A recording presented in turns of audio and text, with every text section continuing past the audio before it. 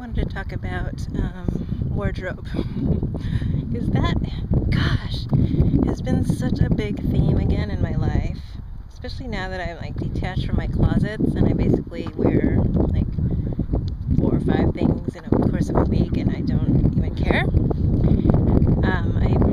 I always noticed that I had very specific ideas about how I could dress at work because I always looked at the people around me and the people that I wanted to look like.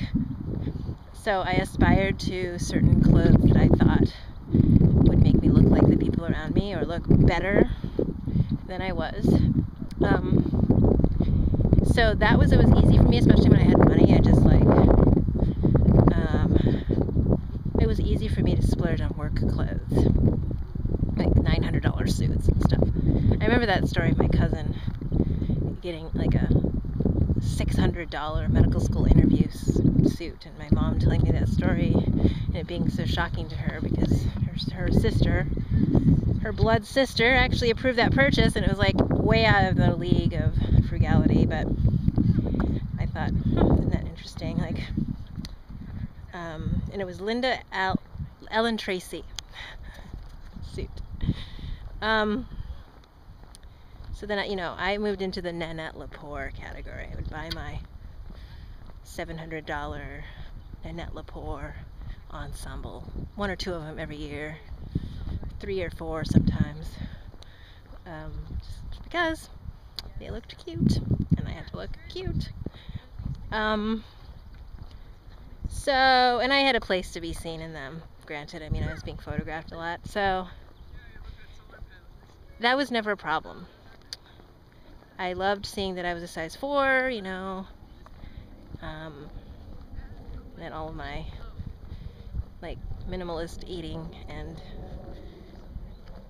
obsessive exercise, not obsessive, but diligent exercise was paying off, at least where it counted, which is my size, right? But I never really hit the nail on the head in terms of clothes that I really just felt good in for myself. Like, I had workout clothes, I had like golf clothes, I had I had like occasion specific clothing that was marketed to me by the brands. But I never had like, okay, what do I wear when I just am not reporting to anybody and I'm just me and I want to feel like me? I didn't really have a definition for it. I still don't really. I like activewear. I'm finding that I like clothes that that enable me to just like leave the house and go on a hike without changing, and then going somewhere else and doing my thing without changing again. I just do not want multiple wardrobe changes in a day, if at all possible. So I kind of like this congruent look that is like always me, and it translates into like when I'm working, in quotes, I don't want to have to dress up for it. I just want to be like me, and for that to be good enough, which is exactly what I'm doing. So the high heel thing is amazing because I went through a period of, it started when I was 2, like when my aunt sent me black shiny shoes and I loved them, right? Then when I was 3, I met Mrs. Haig, who wore like stiletto heels and suits every day. So that's imprinted in my mind. Then my brother marries the blonde, 5'10", private mortgage banker who wears like $1,000 suits to work every day and with $800 shoes. And then that's the new standard, right? Even though it's like ludicrous that I would ever think that I should or could look like her, it was sort of like out there. And everything I heard every time I would go home was like how many thousands of dollars this jacket costs and those shoes. And I was like, I heard it. I wasn't like affected by it, but it got taken in at some level. It's like, okay, if that's the subject of conversation, then I better have something to say. And every time I actually tried to talk about something that truly mattered to me, I was, there was just like a blank stare. Similar to when he shared the Gucci shoes story and Prada jacket story with me. It was like falling upon deaf ears. So once I realized that even if I wanted to win that, okay, I tried to play that game. I remember the first year I made a quote-unquote lot of money at VC. I bought a bunch of gift certificates to the Peninsula Hotel, which were each like $500 or $600 for my parents and my brother. They were like weekend packages with spa service at the Peninsula. And that was like my sign of arriving.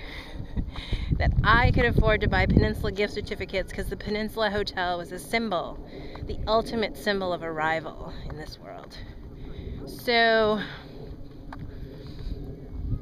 I did that, and then it was like, I mean, I don't even want to go to the Peninsula. It was after I went to the Lake Austin Spa, I think, that I realized I don't even like places like the Peninsula. I like places like Lake Austin Spa before it was renovated. I haven't been there since they renovated it. They've made it this multi-million-dollar thing, and I hope that it hasn't lost its lake house quality, which, you know, I love the feeling that you're at somebody's house by a very quiet lake. Nobody bothers you. And you have no obligations, and it's just like so relaxed, quiet, nobody can reach you, and there's nothing to do. I love that. So, back to the wardrobe thing. After I realized that, okay, I tried that game, I don't even enjoy it, and it doesn't interest me. I mean, it's just something to do. I really knew that I would go shopping out of boredom, and AJ, my friend who's living here for a while, helped me realize that we were like super depressed. We went to